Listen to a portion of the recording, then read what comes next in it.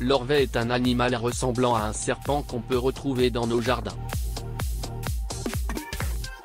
Sachez qu'il est très utile à l'écosystème.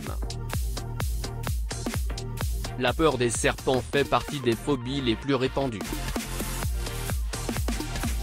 En effet, de nombreuses personnes craignent ces reptiles et parfois même tout ce qui peut y ressembler.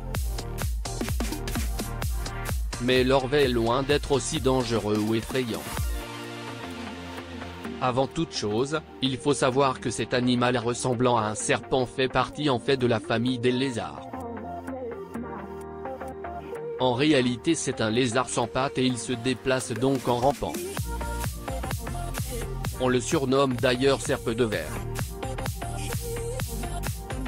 L'orvet a un corps lisse de couleur brun cuivré. Il se déplace très silencieusement avec ses 50 cm de long. Aussi, les ophidiophobes ne devraient absolument pas craindre cette créature. En principe, l'orvet vit dans les espaces verts. Aussi, il est normal d'en trouver dans son jardin.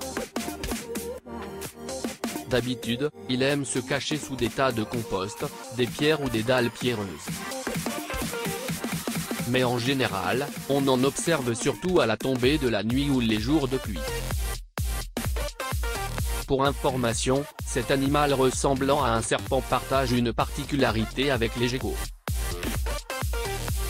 En effet, ils ont la queue qui se casse facilement et sont donc capables de la laisser aux prédateurs pour pouvoir fuir. Et comme la plupart des lézards, sa queue va repousser progressivement. Par contre, ça n'arrive qu'une fois dans sa vie. Dans tous les cas, il s'agit d'une créature totalement inoffensive. L'orvet est loin d'être une créature nocive. Au contraire, il est très important dans le maintien de l'écosystème du jardin. D'ailleurs, les jardiniers leur doivent une fière chandelle car ils se nourrissent principalement des nuisibles. Ainsi, les ovaires débarrassent les jardins des insectes, des vers, des araignées et même des escargots. Il est donc inutile d'engager une procédure pour s'en débarrasser.